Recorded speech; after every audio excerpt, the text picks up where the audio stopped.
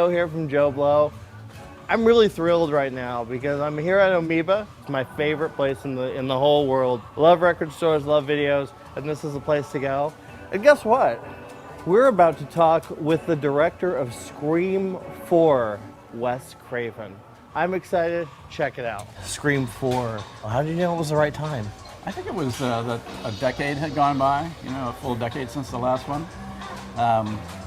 First decade of the 21st century, and the profusion of social networking, Facebook, smartphones that can do everything, you know, have GPS and you can track somebody, and they have, you know, you can take video, and I mean, just an enormous amount of saturation of the social context, you know, with these things. So the, you know, a large part of the story centers around that new presence in our culture. You know, you obviously you got Nev, you've got the Courtney, you've got all the originals.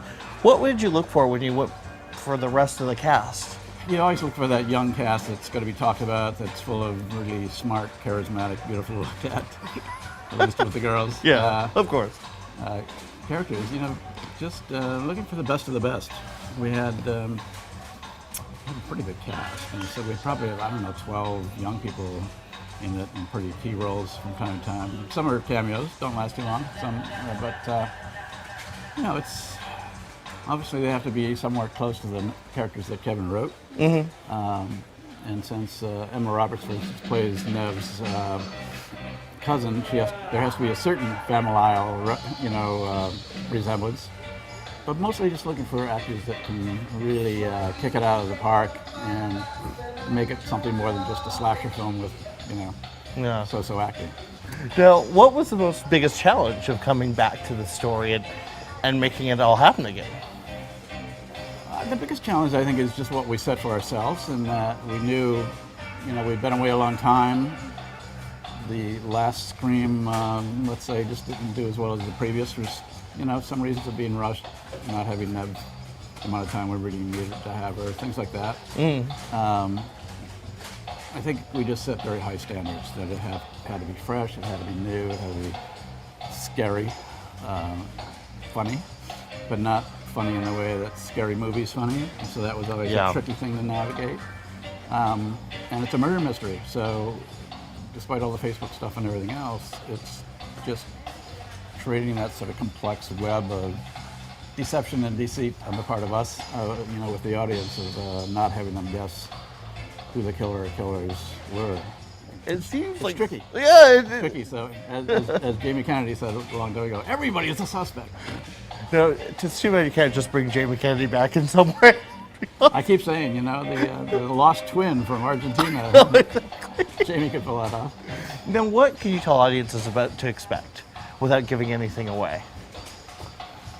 Well, there's a certain amount that it's known. You know, Nev is coming back to her hometown after having written a book called Out of Darkness.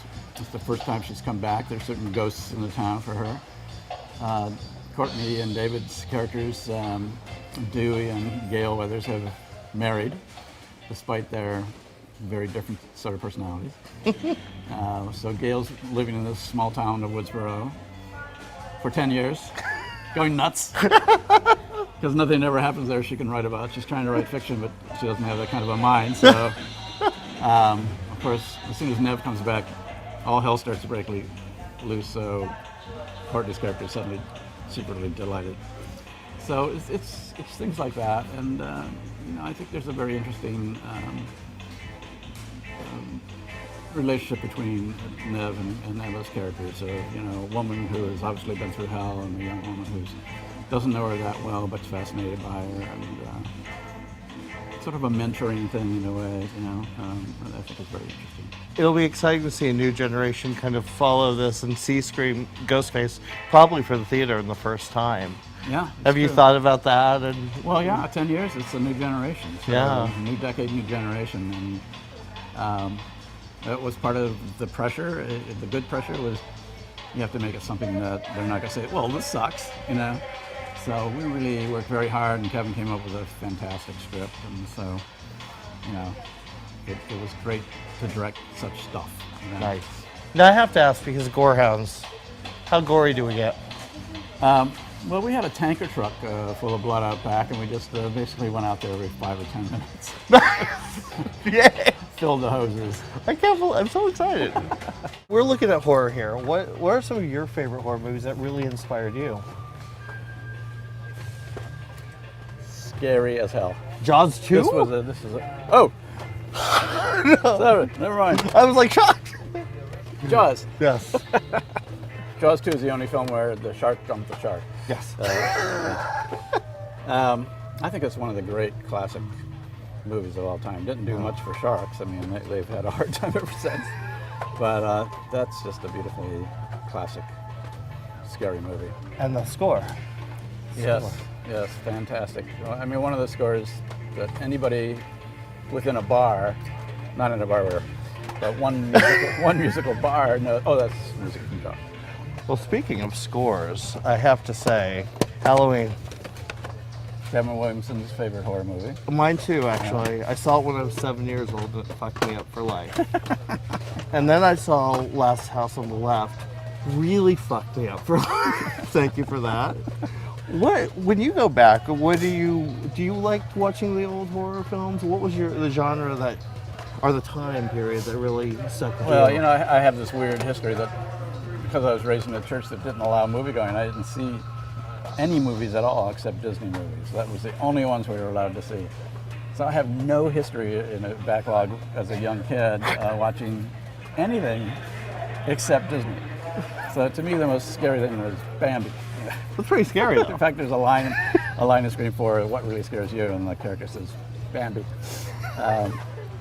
But no, I don't have any history of it. But when I started watching, the first scary movie I saw was George Romero's Night of the Living Dead. A friend, so there's this movie and it's supposed to be scary and fun. Let's go see it. And I actually sort of sniffed and, you know, sounds really dumb. She said, oh, come on.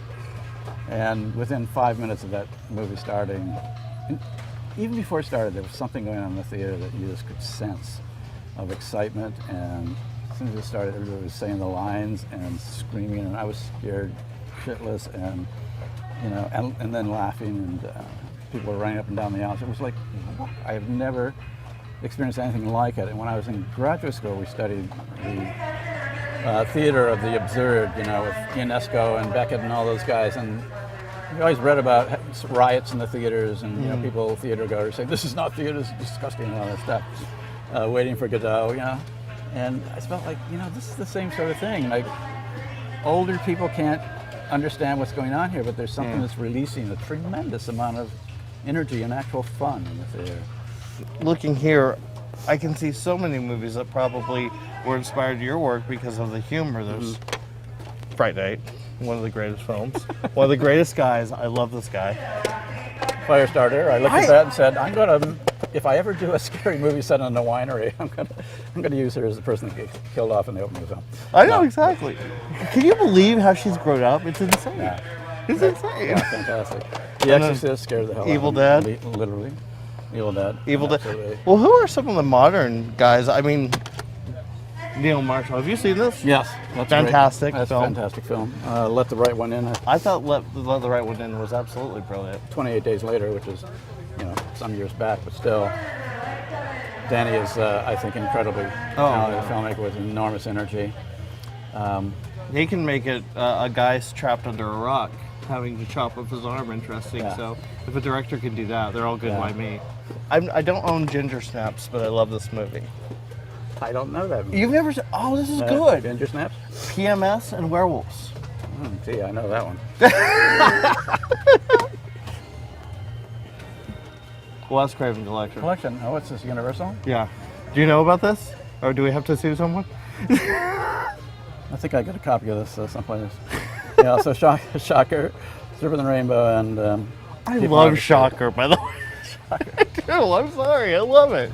There's a story to Shocker.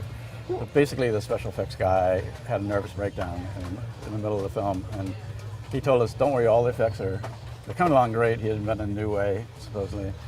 And at the last minute, he told us tearfully that the process was not working and he was a total failure, and he was so sorry. And then just kind of collapsed mentally and emotionally for quite a while.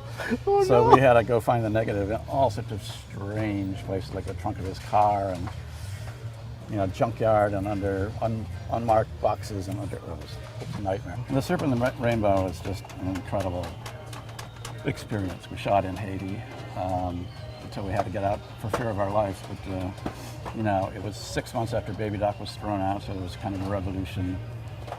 Any place you drive by a cemetery, everything was torn out. All the my bodies were God. flung around that belonged to Tonton Macoute, which was the secret police, or any members of their family. So there were bones and skulls everywhere. It was very weird. But Oh my we also God. had entree to voodoo in a way that normally somebody from the outside would never have, because we were really doing a story about voodoo as a religion, Yeah, and yeah. not just, you know, making zombies, although that is something that actually happens. Yeah.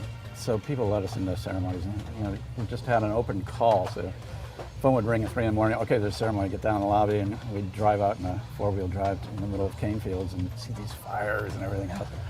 And you get there, and people are dancing, and I actually stood right next to a goat and watched it get grabbed and slaughtered in front of my eyes. Oh my God. And they're handing around bread from an oven that's just like still hot, and they're looking at you like, "We're so glad you're here." So amazing experiences. Wow. But also highly, highly unstable. Yeah. They had been treated so horribly by Duvaliers that if you were there to give them jobs, they loved you, and if you couldn't give them a job for anything, they wanted to kill you, and it could change like Oh my that. God. So yeah, we had a couple of really hairy experiences on that. So we had to get out a little bit sooner than we were going to stay, and went over to Dominican Republic and shot the rest of it there. But all the day exteriors were shot there. Nice. And Wow. the big night exterior of the big procession and everything was shot there. In fact, that's the one that kind of went, after 3 days, got out of hand. And I've never had 3,000 people pick up stones and look at me like, okay, you're going to die. My God. Yeah. Oh my God. Yeah. Well, I'm glad you didn't, because then, you know, you wouldn't be so many movies, and we wouldn't be here chatting. It would be legendary. I But know. the legend would be shorter. It would be like, that's kind of sad that you Wes have to Craven die to do Stone. that. Oh, we know that. No, really Stone. Well, I think that's it. Okay. I'm gonna have to get this because I don't own these. I'm sorry. Oh. I want to. I'm gonna have to pick this up though. But yeah. it was a pleasure. Scream That's a 4 great pleasure. opens. Scream 4 opening on the 15th of April, and it's good.